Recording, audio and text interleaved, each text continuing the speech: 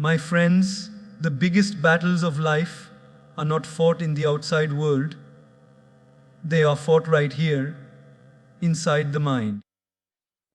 And if you don't learn to conquer your negative thoughts, they will conquer you. Awareness is the first weapon, and without it, we cannot win the battle against negative thinking. Most of the time, we are so lost in the rush of life, in the noise of the world, and in the whirlwind of our own thoughts that we don't even realize what is going on inside our mind. Thoughts come like waves, and we let them pass through us without even questioning them. Some are good, some are bad, but the negative ones, those doubts, those fears, those self-criticisms, often take root and start shaping how we feel and how we live. The problem is not that we have negative thoughts, because every human being has them. The real problem is when we are not even aware that we are thinking negatively, when we allow those thoughts to become our identity and our truth. Awareness is like turning on a light in a dark room. Imagine walking into a dark room filled with obstacles. You will keep stumbling and hurting yourself. But the moment you switch on the light, you can see clearly, and once you see clearly, you can make better choices. In the same way, awareness makes us conscious of the clutter in our mind. Once you start noticing your thoughts, you begin to realize how often your mind leans towards fear, worry, self-doubt, or criticism. That simple awareness creates a gap between you and your thought. Suddenly, instead of being the prisoner of that thought, you become the observer. You can say, this is just a thought, not reality. This is my mind speaking, not my truth. And that shift, though small, is extremely powerful. Awareness is like standing at the door of your mental home and checking who is trying to enter. When negativity knocks, awareness gives you the choice to decide whether to let it in or keep it out. Without awareness, you become a victim of your own thinking, but with awareness, you become the master of your mind, and mastery of the mind is where true freedom begins. Don't believe every thought, because not every thought that arises in your mind is a reflection of truth. The mind is like a restless monkey, constantly jumping from one branch of memory to another, from one fear to another, from one desire to another. Just because a thought appears in your head does not mean it carries wisdom or reality. Many times, our thoughts are shaped by our past wounds, by the opinions of others, or by fears of the future that have not even happened yet. If you listen to every voice in your head and give it authority over your life, you will find yourself living as a slave to illusions. Imagine your mind like a radio station that is always broadcasting. Some stations play uplifting music, while others play painful noise. If you don't know how to change the station, you will end up listening to static all day, believing that is the only sound that exists. Thoughts are exactly like that. Some empower you, others disempower you. The challenge is to recognize that you have the ability to choose which ones to tune into and which ones to let pass. A negative thought may whisper, "You are not capable of this." But just because it spoke doesn't mean it is the final word. When a stranger on the street says something hurtful to you, you don't necessarily take it to heart, because you know that person doesn't know who you truly are. Similarly, your mind throws words at you that often don't represent your true self.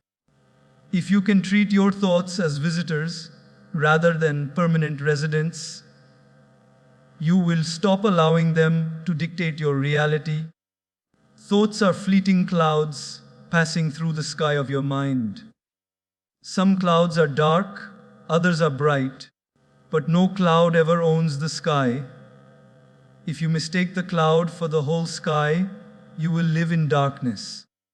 But if you remind yourself that you are the vast sky and thoughts are just temporary movements, you will stop giving them the power to define your destiny. The strength lies in detaching yourself from the constant chatter of the mind and understanding that thoughts are not facts. They are just passing energies. Believing every thought is like following every stranger's advice without questioning it. It only leads to confusion and chaos. The path to peace begins when you say to yourself, "This is just a thought, not the truth, not my identity." That awareness and that refusal to blindly believe every thought is the beginning of mental freedom. Challenge the lie, because every negative thought that comes into your mind carries with it an assumption, and most of the time that assumption is not based on reality but on fear. A thought says, "You will fail," and instantly the body feels heavy, the heart loses courage, and the mind starts imagining all the reasons why it could be true. But stop for a moment and ask yourself, is this thought a fact, or is it only fear speaking to me? This simple question has the power to expose the weakness of that thought. If a friend came to you and said, "I am worthless, I will never succeed," you would not accept it blindly. You would challenge it. You would give reasons.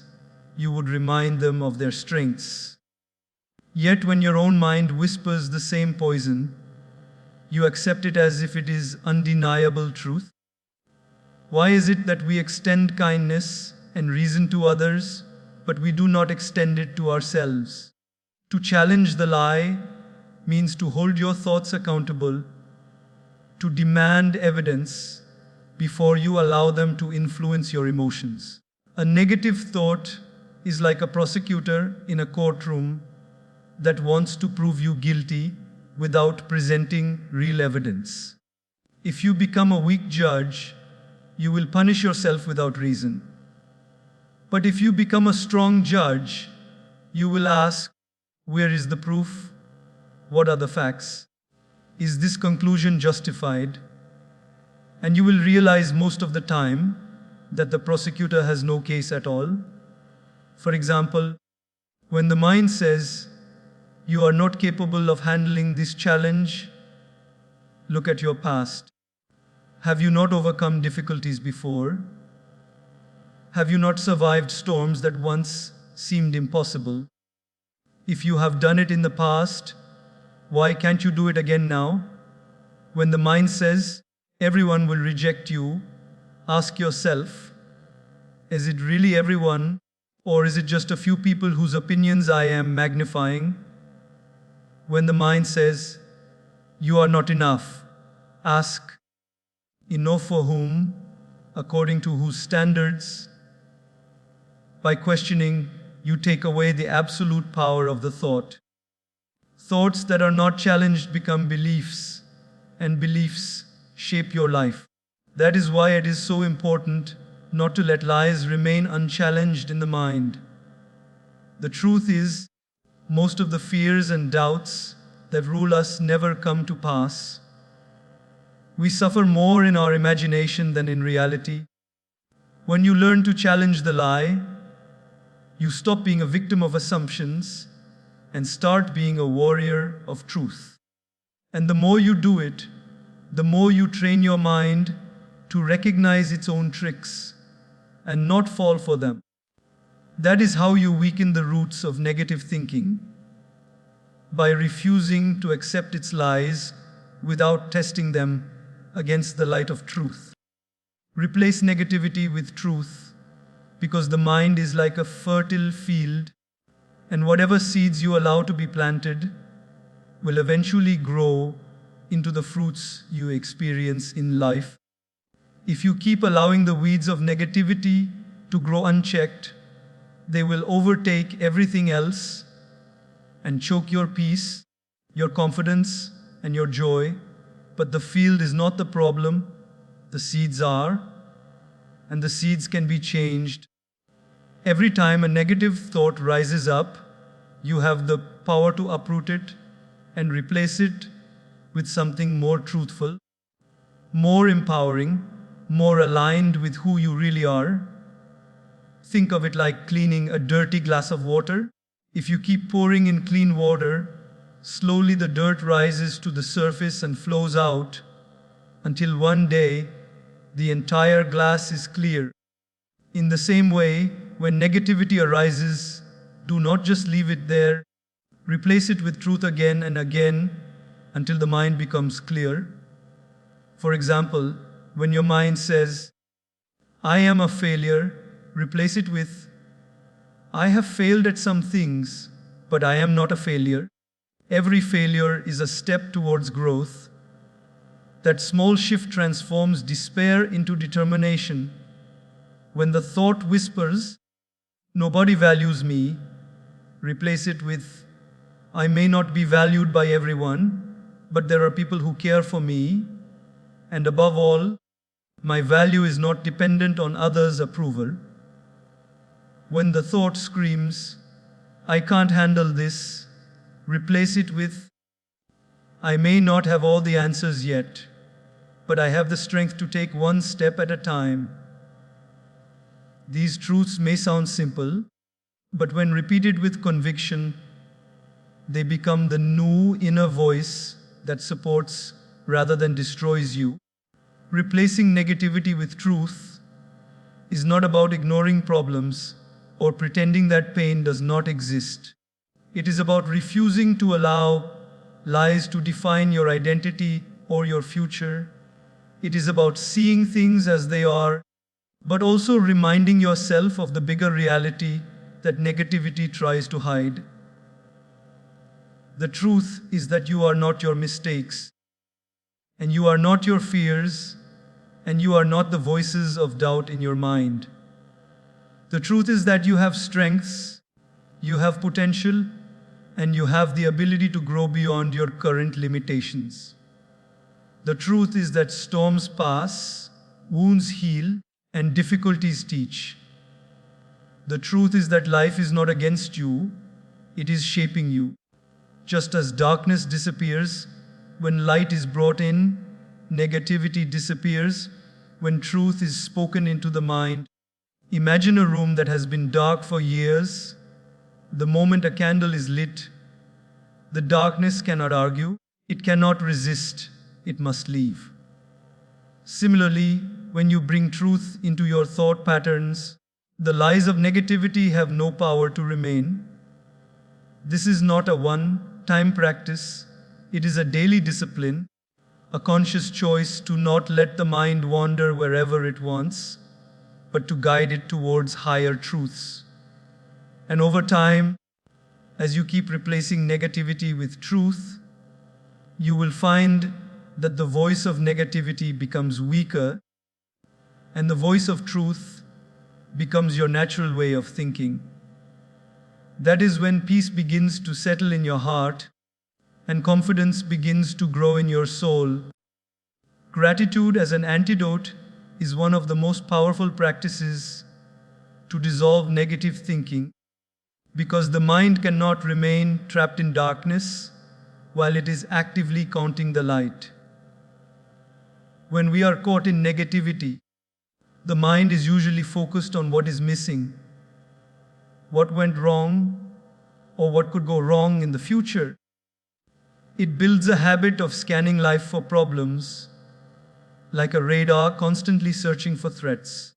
But the moment we shift that radar to look for blessings, the entire inner atmosphere begins to change. Gratitude is not about ignoring the challenges of life.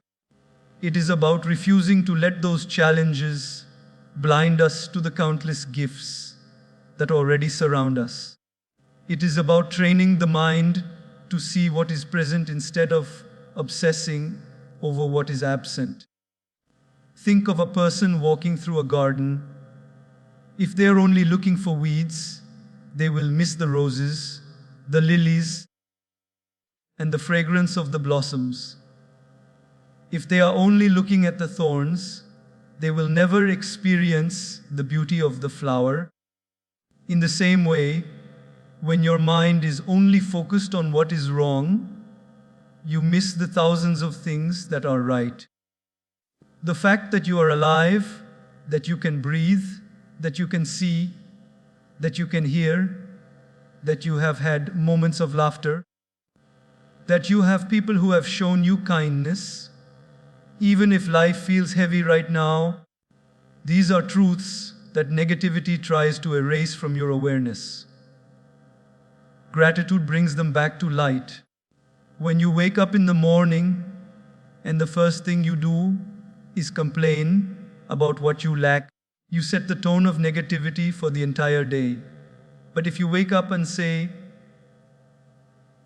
"Thank you for this new day. Thank you for another chance to live. Thank you for the breath in my lungs," you immediately set a foundation of positivity that shapes how you respond to challenges. Gratitude does not magically remove all problems, but it gives you the strength and perspective to face them. It teaches the mind to say, "Yes, there are difficulties, but there is also so much good that I cannot ignore." This shift breaks the cycle of negativity because it prevents the mind from magnifying problems out of proportion. Scientific studies even show that gratitude rewires the brain. When practiced consistently, it increases feelings of happiness, reduces anxiety, and strengthens resilience. Spiritually, gratitude is a form of humility. It is the acknowledgement that life is not empty, that blessings are not absent, that goodness still exists even in the midst of storms. Gratitude is the discipline of remembering the light when darkness tries to convince you that it is all there is. Try this whenever a negative thought rises. "I have nothing, nobody cares, everything is against me." Pause and intentionally list even 3 things you are grateful for in that moment. You will notice that the heaviness begins to lift. It may not disappear completely at once, but it cannot remain as strong in the presence of gratitude. Negativity feeds on lack, while gratitude feeds on abundance. The more you practice gratitude, the less space negativity finds in your heart. Over time, it becomes like a shield, protecting you from the poison of negative thoughts, reminding you of the bigger picture, and grounding you in the truth that life, despite its difficulties, is still a gift. Surround yourself with positive energy because the environment you live in quietly shapes the way you think, feel, and act more than you often realize. Human beings are like sponges. We absorb attitudes, moods, and energies from the people, places, and influences around us. If you spend most of your time around negative, complaining, or pessimistic people, without even noticing it, you begin to mirror their language, their outlook, and even their emotional state.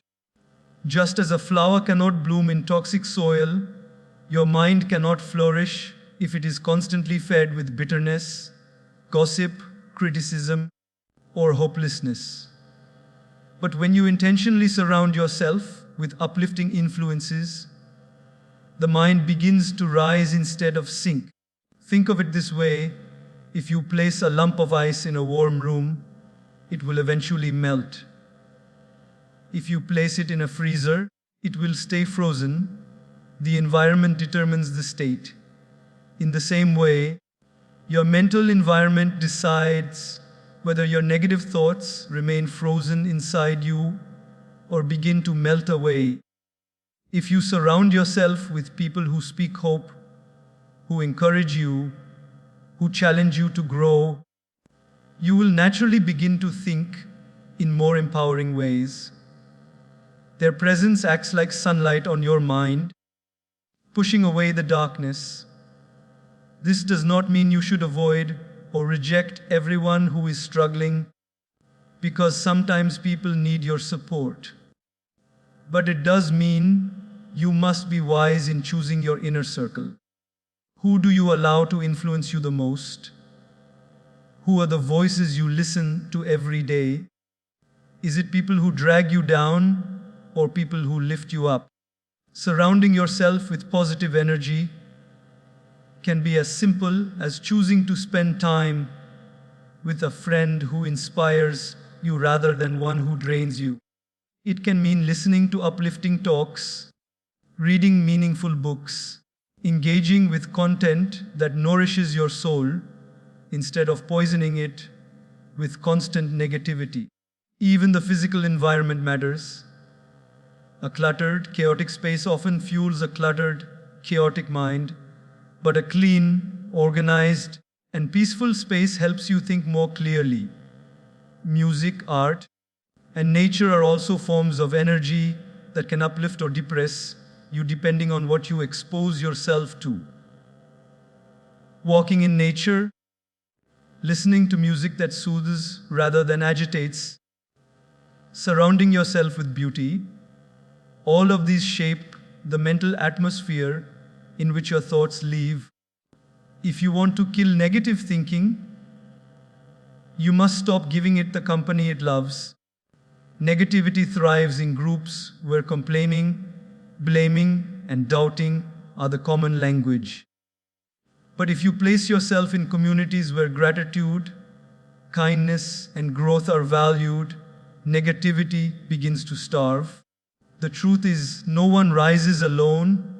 We are all influenced. Just as a coal placed among fire begins to glow, you too will begin to shine if you keep yourself in the fire of positivity. It is not about pretending life is perfect. It is about choosing an environment that reminds you of what is still possible, that strengthens your hope, and that supports your growth.